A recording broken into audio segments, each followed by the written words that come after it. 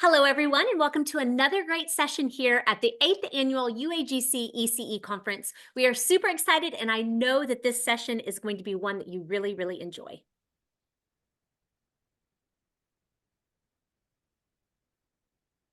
All right, first of all, let's take just a moment. In the spirit of transparency and utmost respect for our early childhood community, we have some information we'd like to share with you on this disclaimer screen. By taking a few moments to read this disclaimer, you empower yourself with very important information regarding the boundaries of our knowledge sharing environment.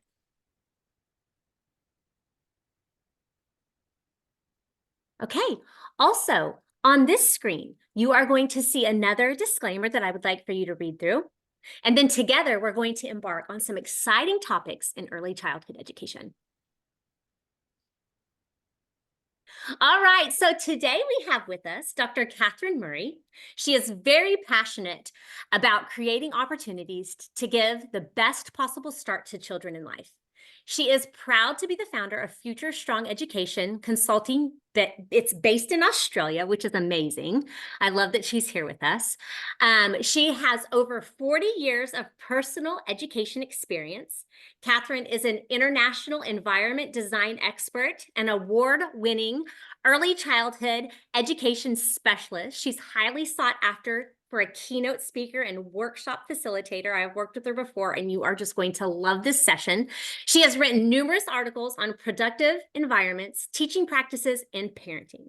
Kathryn works globally and is grateful to have had the opportunity to support children, educators, teams, leaders, and parents to be all they can be. And Kathryn, I can't wait to hear this. So the floor is yours.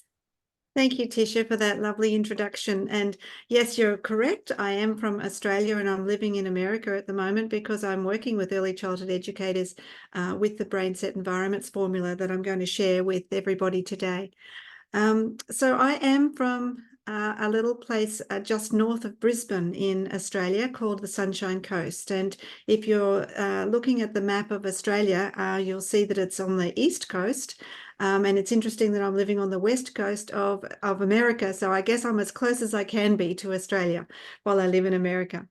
But I'm very proud to be the mother of 4 wonderful adults, and that's probably my greatest achievement throughout my 40 years in the early childhood sector.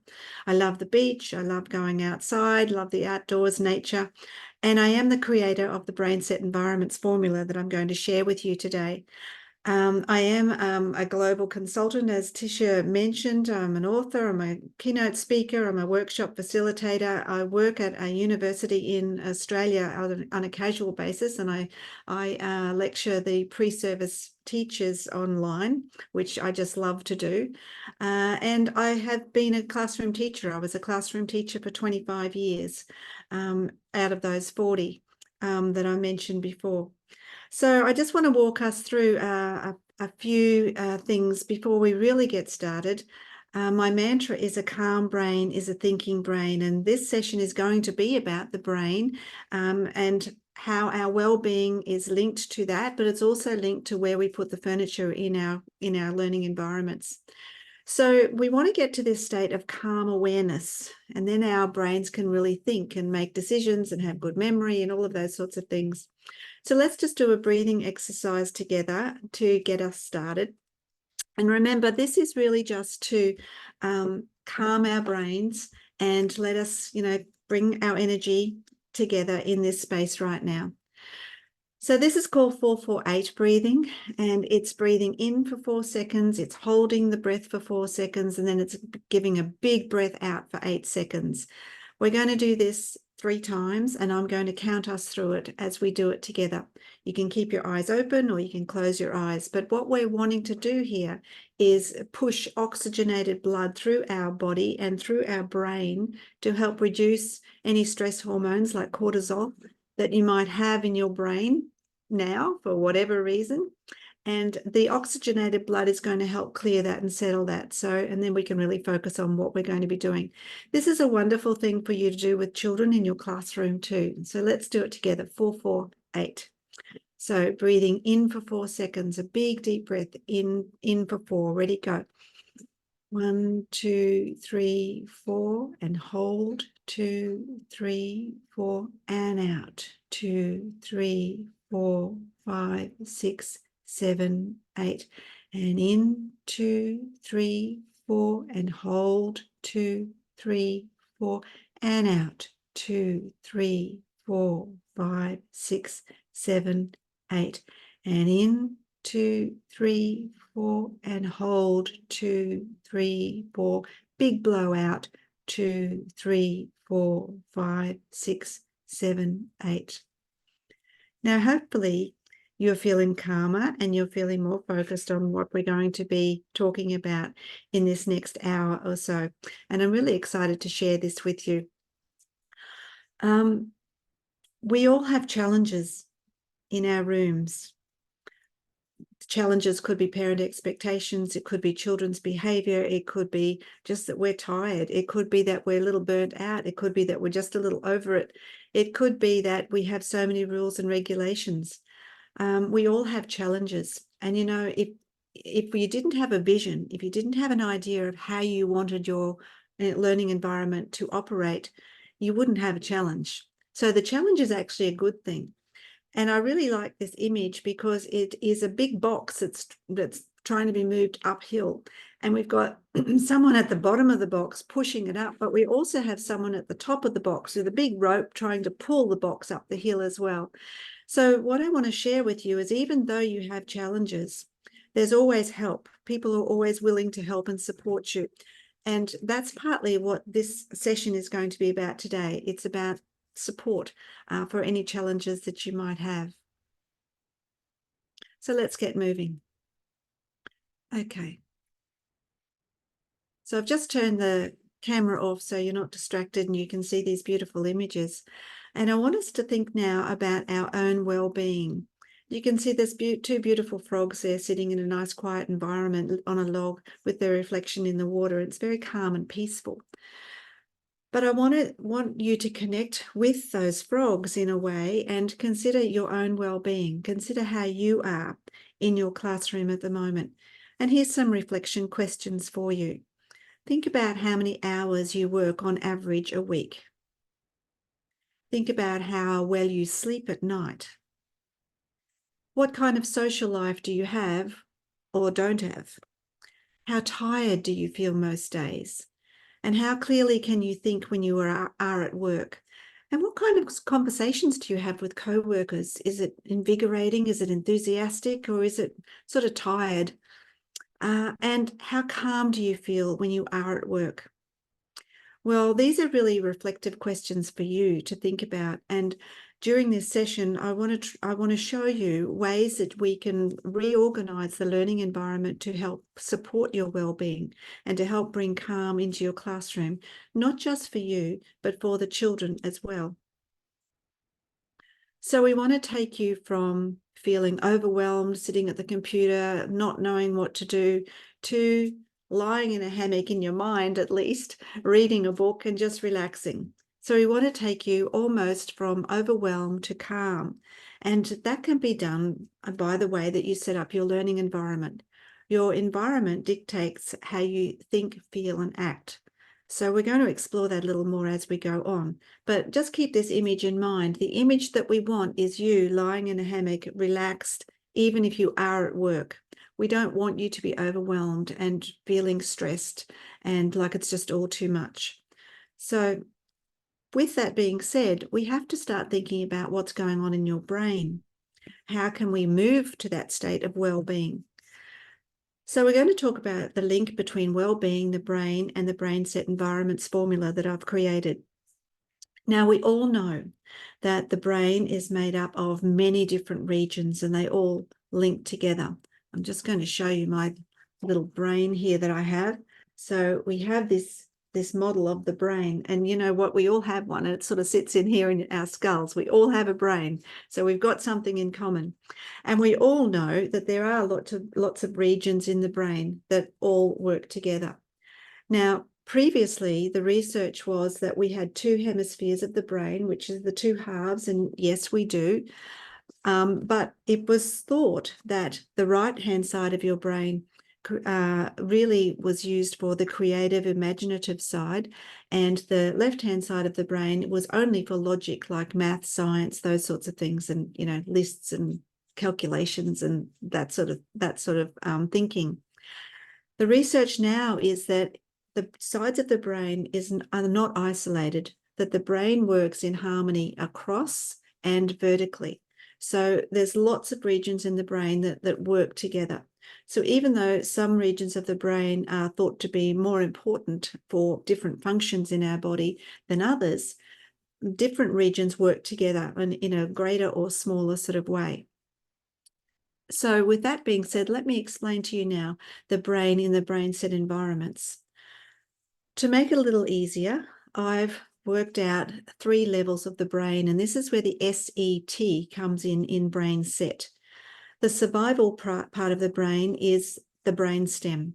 And you can find the brain stem if you put your hand at the back of your head and feel toward the top of your spine. And it's that area that links your skull to your spine. That's the brain stem, and that's a survival part of your brain. That's the part of the brain that starts to develop first when the baby is first conceived, and it grows first. Now, its function is to keep us alive. It's to help us as a human organism to survive. So it's the part of the brain that keeps our heart pumping, it keeps our lungs moving in and out, it keeps us blinking to moisturize our eyes. It just keeps everything humming along in our body so that we can survive. Now, up from that, a little north of the brainstem, up behind the ear, is the limbic system. And in the limbic system, we have something called the amygdala, and it's like this little tiny walnut sort of shaped gland, I guess. And in that amygdala is where all of our emotions are kept. Now, emotions are factored in different regions of the brain as well, but this is the main area where the emotions are thought to be housed. So the brain stem its function is for survival. The amygdala has the function of reading emotions and working out how we're feeling inside ourselves.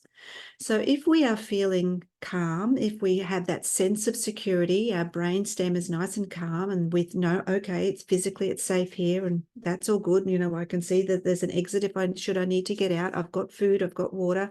It links to all of those hierarchy of needs that Maslow has put together. We know that we're safe.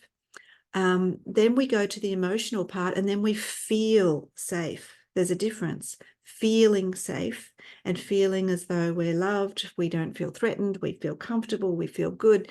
So those 2 levels of the brain now are now harmonizing. They're supporting each other. When that happens, the thinking part of the brain at the top, the neocortex, can really shine. It can really function easily. So we've got the S, the E, and the T all harmonized and all working together. So children's learning is relaxed, it's calm, things are going along beautifully, and it all revolves around the types of environment that we find ourselves in. Now let's look on the flip side of this. People who have experienced trauma might be in a heightened emotional state. So they are looking all the time for where there could be a possible threat, or they might feel threatened in a particular environment. That means then that it tells the brainstem, like, be on alert, we might have to get out of here. So we go into that fight, flight, or freeze mode. So fight, like, poke somebody, push somebody, say something to keep us safe. The flight is just get out of there, let's run away. And the freeze is just close down, let's just go into neutral and not retaliate or reciprocate. Let's just go into neutral as though we're not even here. So those things if those things happen when we are feeling threatened, well, then thinking is interrupted. It's difficult for us to think. We still can think, but it's harder for us to think. It's harder for us to remember things. It's harder for us to make good decisions. It's harder for us to say what we want to say and express ourselves. An easy way to think about this is if you've ever been in a conversation with someone and it starts to get a little serious, or you start to feel a little threatened, or you start to feel a little out of your depth, and you don't really say what you need to say, but you walk away And as you're walking away and the cortisol level drops in your brain, your emotions are less threatened, you're starting to feel as though you're a little bit safer, you're safer because you're moving away from the perceived threat. Then you think of all of these things. You say, oh, I wish I would have said that. Oh, I should have given that example because that explains exactly what I was doing or how I was thinking. But we don't, because we get this thing called foggy brain. And foggy brain happens when there's a rush of cortisol in the top part of our brain in the neocortex, or we have adrenaline bursting through because we feel threatened. And children and adults who have experienced trauma often live with a certain level of cortisol sitting there ready to go high, ready to go into the fight, flight, or freeze mode. So it's our job as early childhood teachers, I believe, to make sure we have an environment set up so that children aren't feeling in that heightened state, so that they can relax, they can calm, and all of their body functions can calm, and they can feel safe, and all of the levels of the brain can harmonize. So learning is easy, learning is natural, learning is fun, and learning is playful because there's no threat.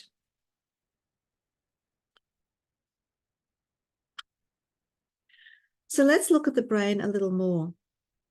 Now, a number of years ago, there was a book written by John Medina called Brain Rules. And in the Brain Rules book, he has 12 brain rules, obviously. We're not going to look at them all, but there are a few here that I want to draw your attention to. And this first one is about exploration. We are all born as powerful and natural explorers. So that means children are born wanting to explore the world. Now, I'm sure you've seen children putting everything into their mouths. I'm sure you've seen toes going into their mouth as well, because the lips are the most sensitive organ in the body with young children. So they explore using their lips. The other thing is attention. We don't pay attention to boring things. We just sort of blank it out and gloss over it. So that means in our classroom environment, we have to give children opportunities to explore using open-ended materials. We have to make things interesting. So we have to tap into their interests, or we have to mix up the room a little bit so that it's interesting and engaging. And we also need to add sensory materials. We all learn through our senses, no matter what age we are, we all learn through sensory engagement. So having a range of sensory stimulating spaces in our room is really important as well. Now, Buckminster Fuller was a visionary, and he says, if you want to do something nice for a child, give them an environment where they can touch things as much as they want. So he's tapping into those things I've just said, the exploration, the attention, and the sensory integration. So it's important for us to look at our rooms and think, okay, have we got at least these 3 brain rules in our room? Because in those first 5 years of life, as we can see in this diagram here, we can see that the brain develops the most in the first 5 years. 90% of the brain is developing in the first 5 years. Now, that doesn't mean that the children are only born with, 10% of a brain. That's not what that means. It means that the brain is fully formed and fully developed at birth, but those synaptic connections and those neural pathways have to deepen and develop in those first 5 years so that the brain is fully functional. So at birth, there's only about 25% of the brain that's going to be used. By about 2, it's 75% of the brain that's going to be used because there's been a range of experiences between birth and 2 years of age. But by 5, 90% of the neural pathways that children will have as an adult have been formed. So it's incredibly important that we really think about the materials and the experiences that we give children in those first 5 years of life, because their brain is developing rapidly during that time. Now, this is a graphic from Harvard University, and it shows some neurons together at birth, many, many, many more at 6, and many, a few less at 14 years of age. So what's happening here is that at birth, we have those neural pathways have been developed when the baby is born so that they can function as much as they need to as a baby. In those next few years, we can see all of those neural pathways that have been developed when it just looks like a cobweb in the diagram here in the middle section, when the child is around 5 or 6. And then some of that is pruned off by the time the child reaches their teenage years. And that's because they've worked out what neuron pathways are important and what aren't. It's a bit like if you were traveling from New York to Los Angeles in a car. You would have millions of different roads that you could take. But if you did the journey a couple of times, you'd work out, there's some roads that are better than others. There's some main roads that I'm going to stick to. So you would discard all of the roads that you don't necessarily use. You wouldn't even have them on your map, or you wouldn't look at them on the GPS. You would take the main highways. And that's sort of what happens with this pruning between 6 and the teenage years, around 14. There's a little bit of pruning that happens, so the neural pathways are much stronger and deeper because they're the ones that we've figured out that we need to have the most. But in the first few years of life, more than 1 million neural connections are formed every second. Think about that. Every second. 1 million neural connections are being formed. That's why it's so important that we give children wonderful opportunities for learning. So how do we do that? Well, we can do things like this. We can make sure that we have learning environments that are interest-based. So we look at the child's interests, and that doesn't mean that, they like painting. We're looking more holistically than that. We're looking at what interests do they have? Do they like soccer? Do they like dancing? Do they like camping? Maybe they do like painting? Do they like something else that's outside of the classroom environment? And we can get that information just by talking to them, building relationships, and from their families. We can ask open-ended questions and child-oriented questions. A good sentence starter I've always found is the starter that goes like this. Tell me how, tell me what you would do in this situation. Tell me what you would do at the end of this story. Tell me how things went for you on the weekend when you went camping. So building those open-ended questions builds those ongoing interactions, because then it becomes a serve and return conversation. You ask open-ended questions, they give you a full response, and then you can comment on that, and it goes backwards and forwards. And you would be providing opportunities for learning then that are developmentally appropriate. You would be working with their interests, knowing what they like, from your observations too, and the relationships you've built. You would be able to provide developmentally appropriate materials for their ongoing curiosity and their ongoing creativity. And that helps to build calm in the learning environment, because children are engaged. They are finding solutions to their own problems. When they're curious and when they're creative, they want to intrinsically find the solutions and problem solve so that they can continue on with their learning. So the top ones there, interests, the questioning, the interactions, the developmentally appropriated materials, all adds to the type of learning that happens for a child. And it just returns to the top again, and it goes around and around in a cycle.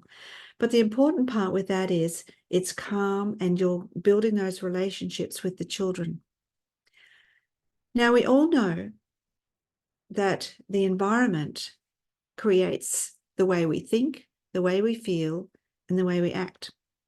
So think about this. If you're at a swimming pool, sitting by the side of a swimming pool, and it's a really hot day, what would you be thinking? What would you be feeling? And how would you act? Well, I'd probably get into the pool and swim. I'm not sure about you, but I would. But it's a little different if I was in a church or a synagogue or a temple.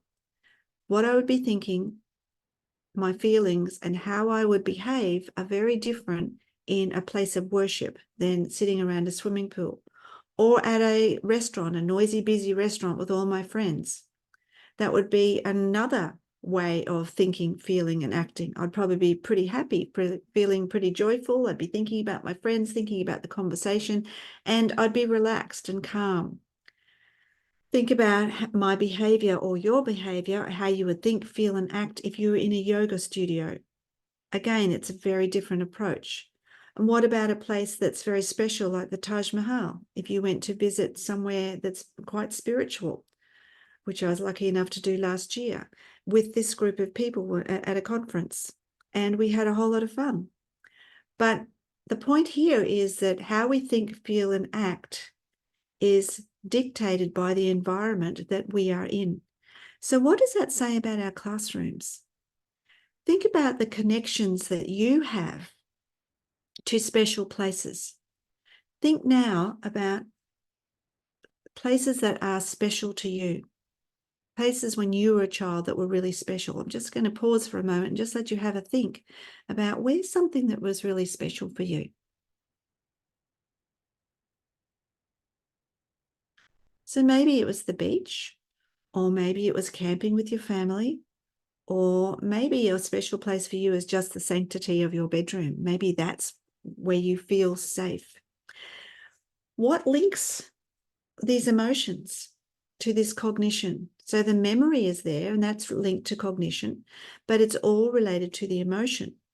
What happened at the beach or at the camping or in your bedroom or at grandma's house or on a vacation one time when you were young? Who was there? What happened?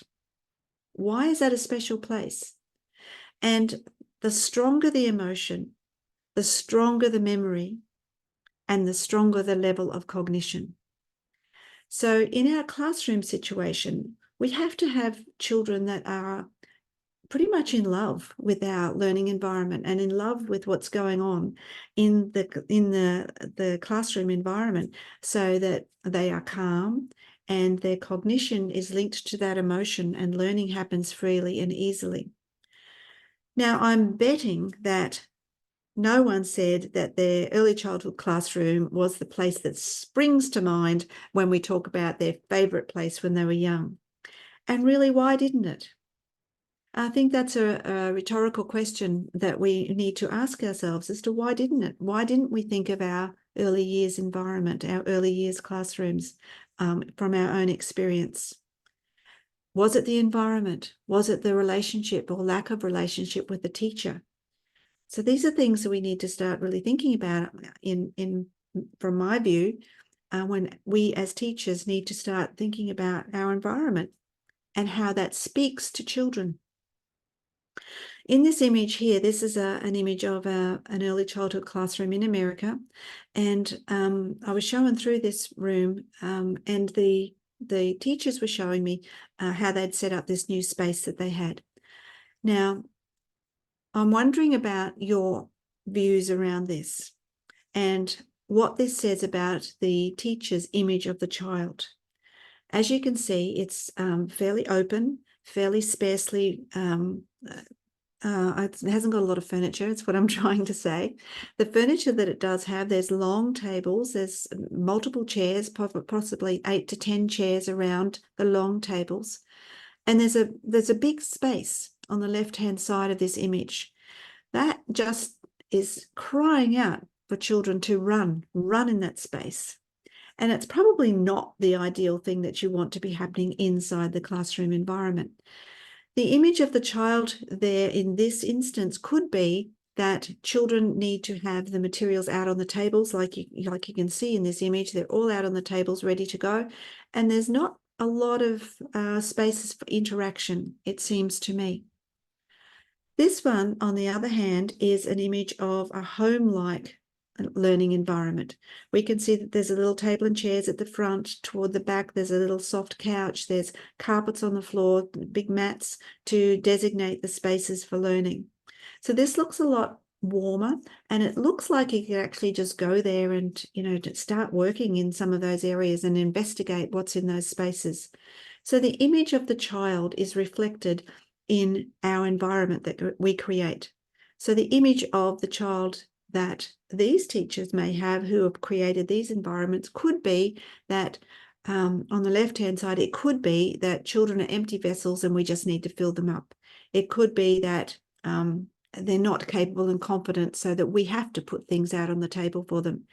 On the right-hand side, it could be that we see children as capable and competent and they can access the materials that they need themselves in these smaller defined spaces. So I ask you to reflect on your image of the child. What do you really think about the capabilities of children? This is an image from Australia, and you can see this beautiful natural light. You can see the big wall of glass, basically, and the lovely greenery outside and the trees that are growing literally outside the glass. Now, the lights probably don't need to be on, and that's something that we need to consider always. Those fluorescent lights have a bit of a buzzing sound. So if you have children who are super sensitive, hypersensitive, they will hear it as a little mosquito buzzing in their ear all day. So, that's probably not a great thing to have to put up with all day. And you can see in this environment, the teachers this is a really large room, by the way, so the teachers have had to duplicate some of the learning spaces. So you can see there's a couch down on the left-hand side and there's another couch replicated on the right-hand side here. You can see that there's small mats and carpeted areas to define different learning spaces. You can see that the shelving has been angled so that it's not all hard and fast. And this is exemplifying some of the brain set elements that I'm going to share with you soon. But this is just to reinforce the notion that the environment is the third teacher. Spaces and materials can speak to children. And the environment is a living, changing system. The experience of space is individual and cultural. And those quotes are from, the first one's from Loris Malaguzzi and the second one from Jim Greenman, who did a lot of work about biophilic environments. Now, what you can't see in this image is on the very left-hand side, it's like a big open running track. And the teachers were saying to me that, they've got this lovely space that they've carefully put together, but the children just seem to run through the room because that's what this environment is saying to the children. Remember, environments speak.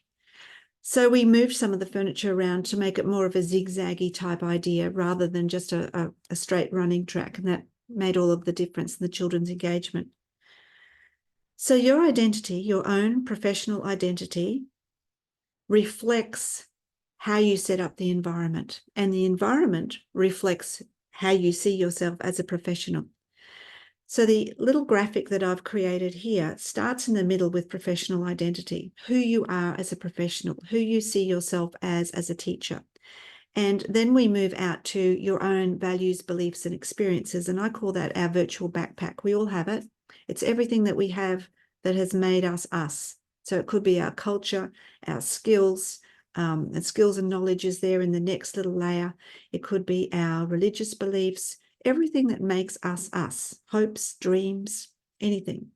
All of that filters up to inform our teaching practices. So our observations and our own experience at school or our parenting experiences or the way we were parented can all impact on how we teach.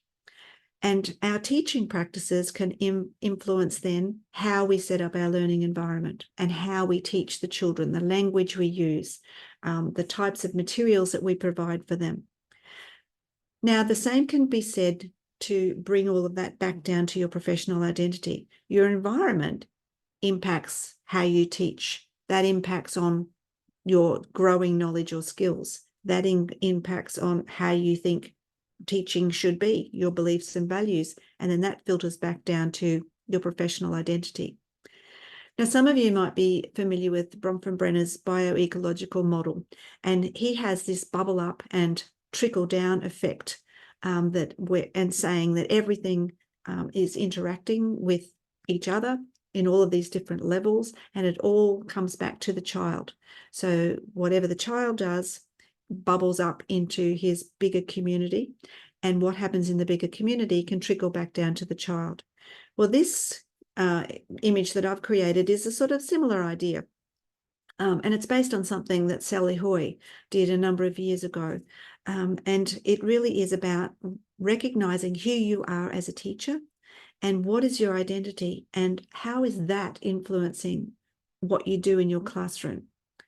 Often we take our beliefs and values and we go straight here to what we do in the classroom.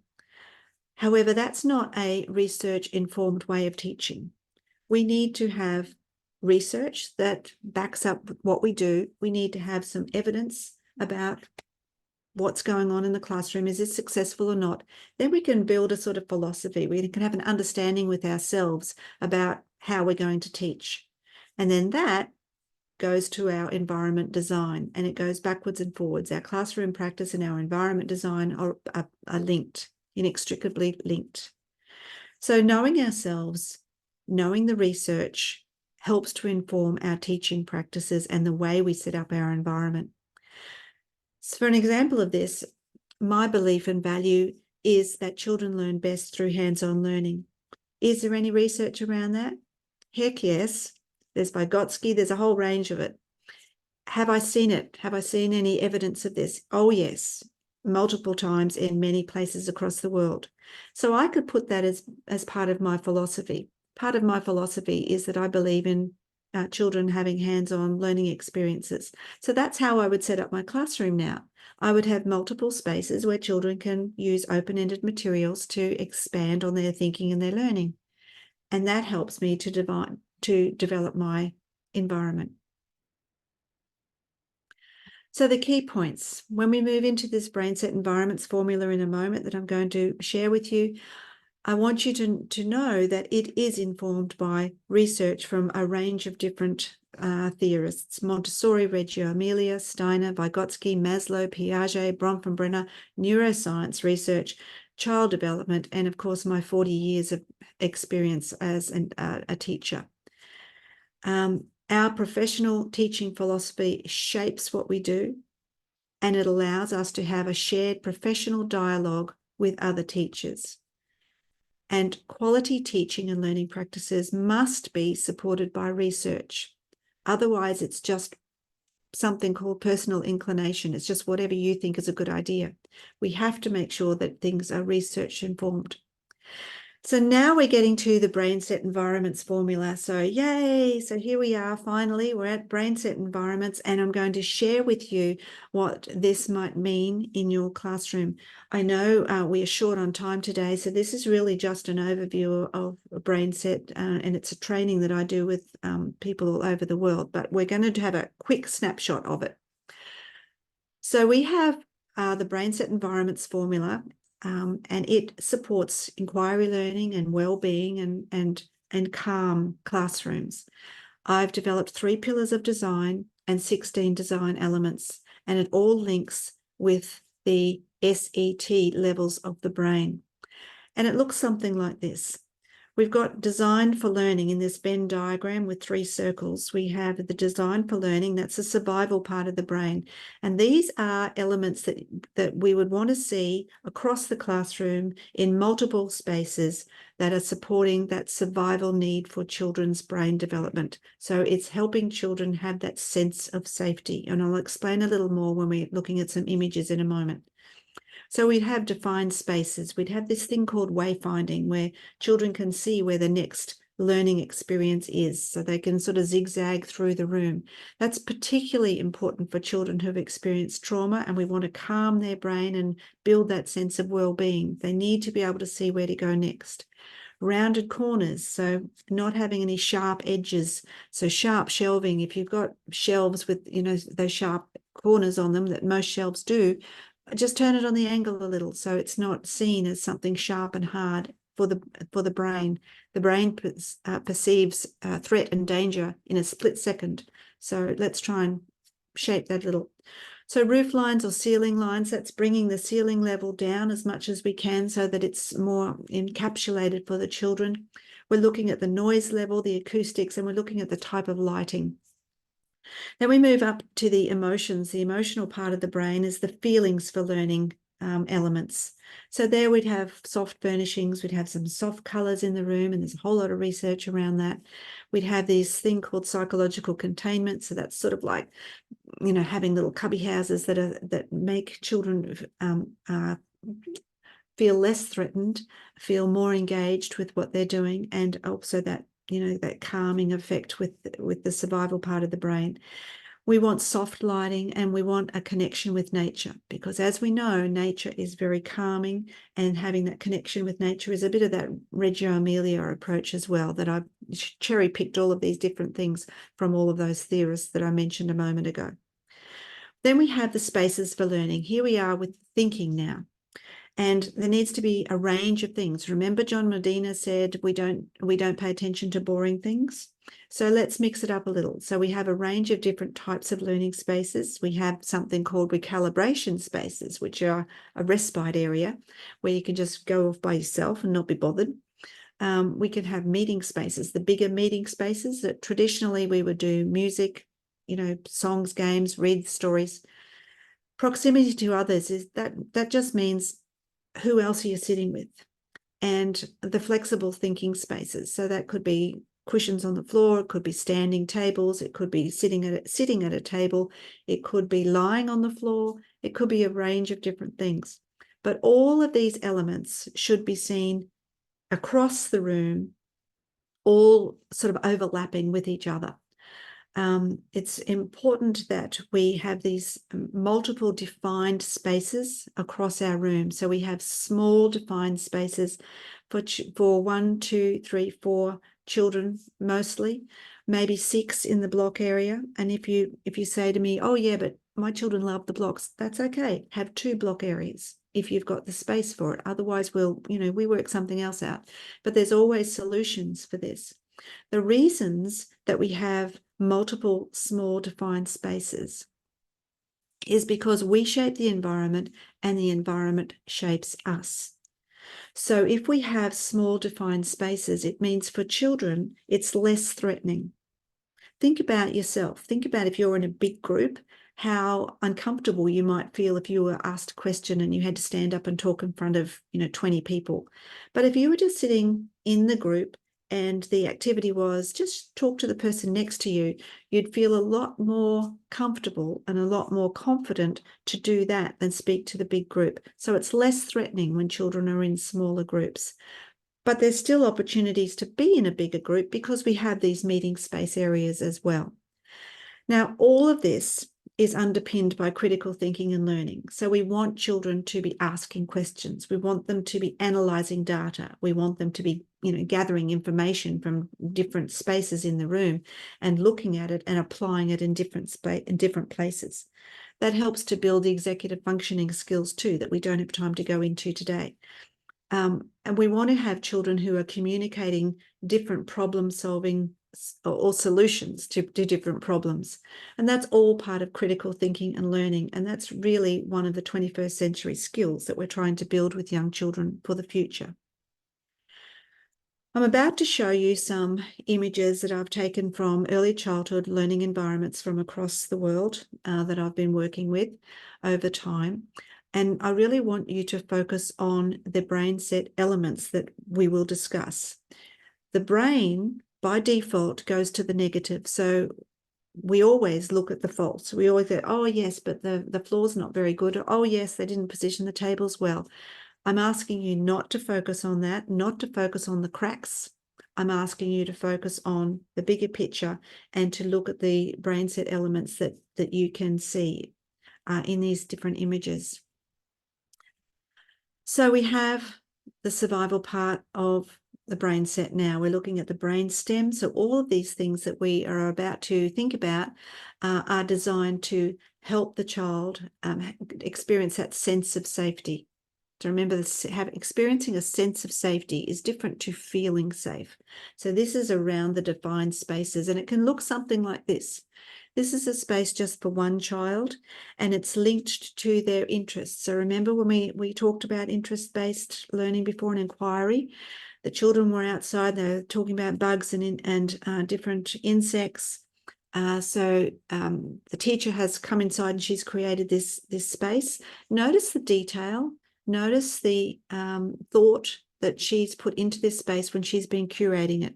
She's brought nature in. She's got the branches at the back of the image there. She's got books So there's a literacy connection. She's got the insects. She's got some classifying tools. She's got magnifying glasses over there on the left. She's got a clipboard with paper and a pencil ready to go. So even if it's just young children and it's just going to be mark making, it's still the beginning of literacy. It's still communicating through the written word, even though it's just mark making. And for older children, they could be classifying, they could be, organizing the different cards there with the different insects. They could be looking in the book.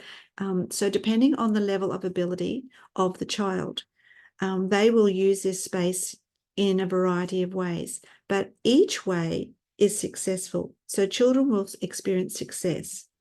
Here's another version of that. Again, it's the link to nature from being outside. And in this instance, the teacher has got some dried flowers and she's got the magnifying glass. She's got those lovely placemats, those naturally woven placemats in both images. And on the one on the right, of course, she's got the nice soft lamp, which makes it a little bit more intimate and softer and warmer. And that's linking now to our emotions, because now we're feeling comfortable and soft and warm. It's probably more familiar. We bring nature in. We utilize the senses. So this is a beautiful image of a little 18-month-old, and you can see in this image that there's a lot of sensory experiences there. There's pine cones, there's the smell of the pine cones, there's the feel of them, there's different textures. Behind this little baby, you can see that there's the ceiling has been lowered by the material. It's been hung horizontally underneath the level of the ceiling. You can see the couch in the background, so the soft furnishings. You can see lights that are on the wall, the little fairy lights, and there's a plant also in this space. So there's a lot of connection there to nature and calming the environment. This one was a great one that I saw in New Zealand one time, and this is just a whole lot of greenery that's been picked from outside with some little rocks and some shells and some seeds. There's a whole range of skills here that can be developed, and the BrainSet Environments formula is a skills-based pedagogy. So we're always looking at the skills that are being developed. So if you were with me when we're live, I'd ask you the question about what sort of skills could you see that could be developed on this image with all of the greenery on a mirror. Most people say to me that they could see straight off counting, patterning, classifying. The sensory experiences would be wonderful with the textures, with the smells, even maybe the taste, depending on the age group of the children and the bravery of the children. But there's a range of different things that can happen in that inquiry. As we move on to our emotions now, we're into the amygdala part in behind the ear. So all of these things are designed to support our feelings for learning. So we've got spaces for calm and well-being and learning. So on the left-hand side, we have this little girl in a sensory container from a company called Natural Pod, and in it there's rice. And within the rice, there's porers and there's other sensory materials that she's touching. And it's just a little space just for her to explore. So she's got a calm space. Now, she might have a friend join her there, but it's just a small space. So probably only 2 children, could use that space. So it's non-threatening. They can focus on what they're doing. Oral language can increase because it's non-threatening. So children tend to talk to each other a little more. The image on the right-hand side, you can see the rounded corners, and that was for part of the design for learning. So that's non-threatening too. It's no sharp edges there, and the round stools. You can see that the nature has been included there in this Australian classroom. This is a space that is in use. You can see that it's not all tidy and neatly put away. The children have been using this space. You can see that nature has been integrated there. There's books, and you see that they've also added little height. So they've put things on different shelves or boxes, because remember, we don't pay attention to boring things. We don't do boring, and children are born natural explorers. So both of these are beautiful for those purposes. And again, we're embracing nature. So having the greenery in the room, as I showed you this image before on the mirror with all of the green things that have been picked from outside, calms the environment. You can see in the middle image that there's a shelving that is see-through, And that's also a great calming strategy for children who have experienced trauma, because they can see that they're safe. They can see what's on the other side of the shelf. It's not just a blank wall for them. And having plants in our environment as well. And having vertical spaces, as you can see in that shelving. A child could stand there and use the materials, the open-ended materials that have been put on those shelves.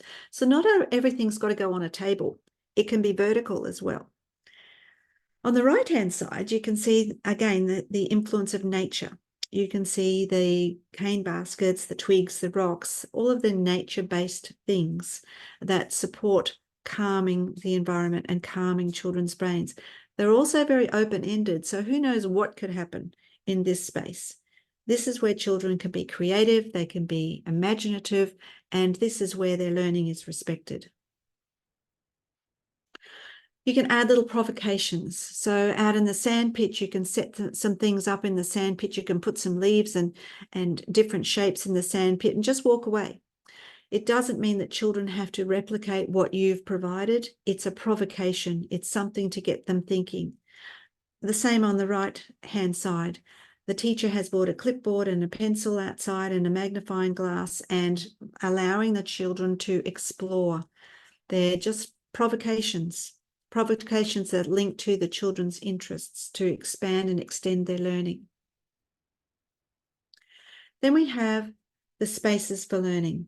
We have ways of thinking. And as I mentioned before, we have a range of different spaces for children to involve themselves and integrate their learning. And children can go from one to another of these spaces. The spaces that we're talking about in our learning environment are not rotational spaces. In England, where I was just in England recently talking about BrainSet, they call them carousels, where children just go from activity to activity on a rotation. BrainSet is not that. It is not a rotational set of activities.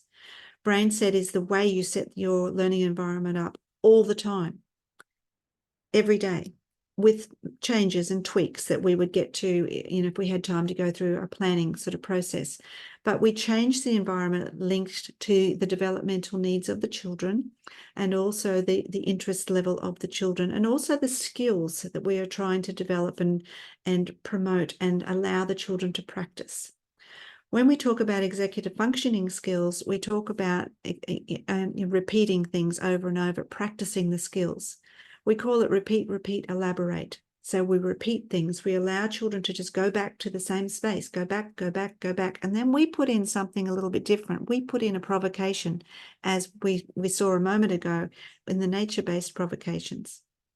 So with all of these different spaces that we have for learning, children will interact with each other in a different way. Sometimes we just need to have space just for ourselves, right? So this is a really easy one. It's just a chair with a little teddy bear.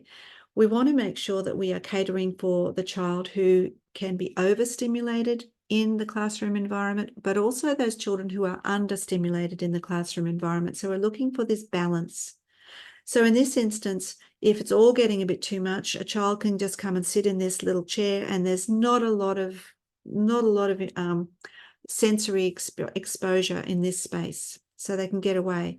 I also encourage teachers to do this too, so that teachers can model that method of getting away and just decompressing for a moment. And when the children come to you, as they do, I know, and say, what are you doing? You could just say, I'm just having a minute to myself. I just need to have a minute to calm my brain, and then I'm going to come back and I'll talk to you soon. This is a lovely little space that was designed by a teacher in New Zealand, and her husband built that. So it's just a beautiful little space for one, a recalibration space. But it can be as easy as this too, just a little chair that has some curtaining around it and the little fairy lights to soften it. You can see that there's other defined spaces behind that chair. There's a rounded mat. There's tables that have been those octagon tables, so they're sort of a little softer. And you can see there's some books there as well for children to just sit and read.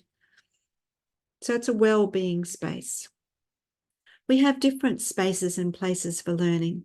So on the left-hand side, you can see that there are some defined spaces there. You can see that there's an attempt at lowering the ceiling line. You can see a small little, almost like a miniature space on the round carpet at the front there.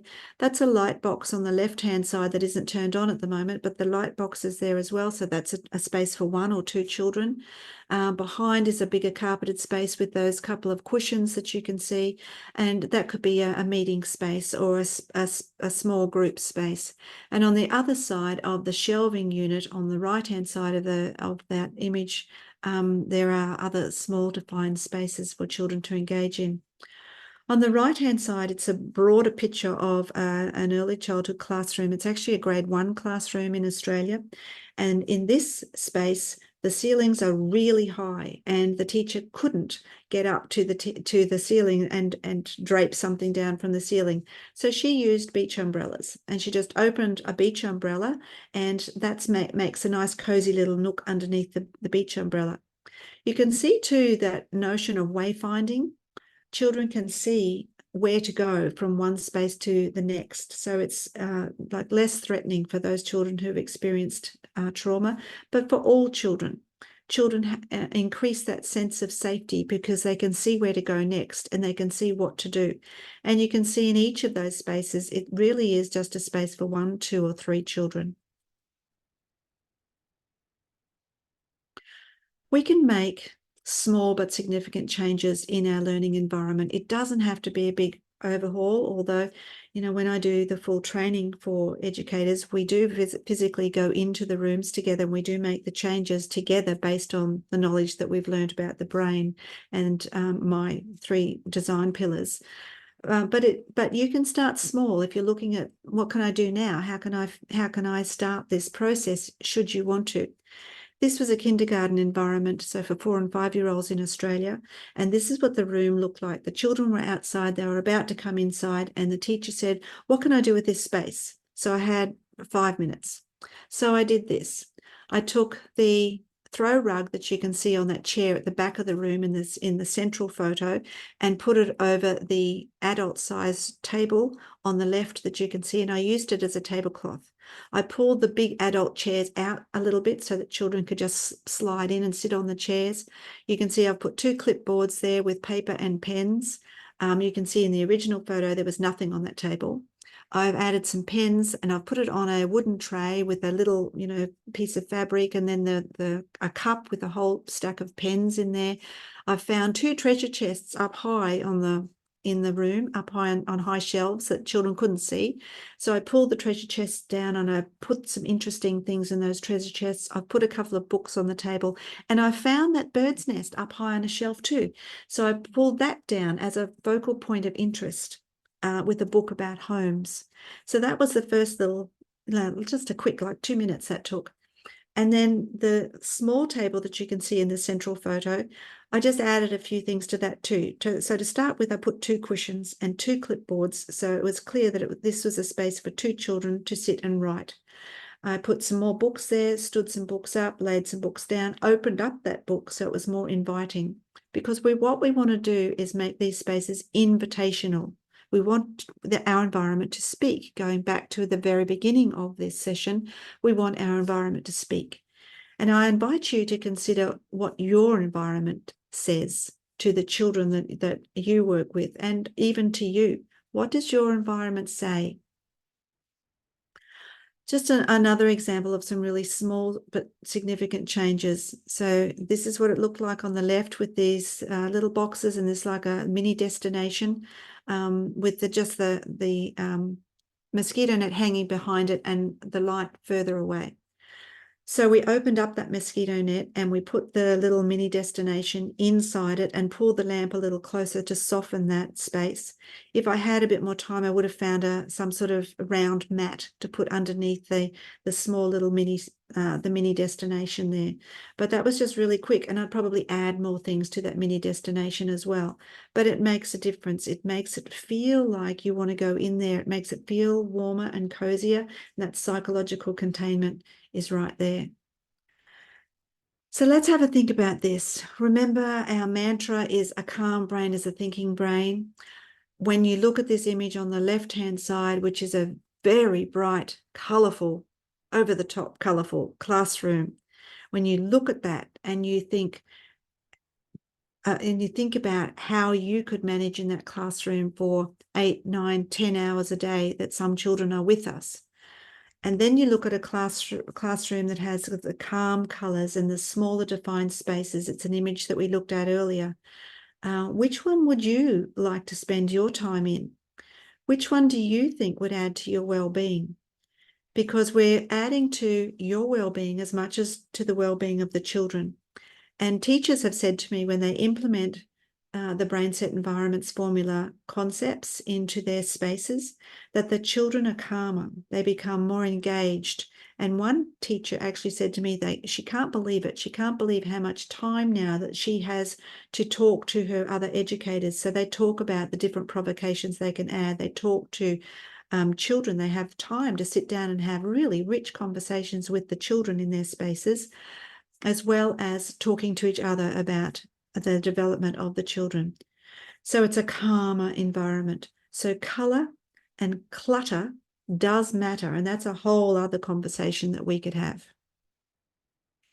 So just reminding you about our brain-based learning environments, the BrainSet environments formula. We have 3 pillars of design and we have 16 elements of design, and all of this is shaped by the planning that we do. And just to finish up our session, I just want to briefly go through these steps with the planning. This is just part of the BrainSet planning process, but it's really important that we have the voice of the child, the voice of the educator, we have the voice of research, we have the voice of the parent and even the broader community, and we have the voice of the curriculum and requirements.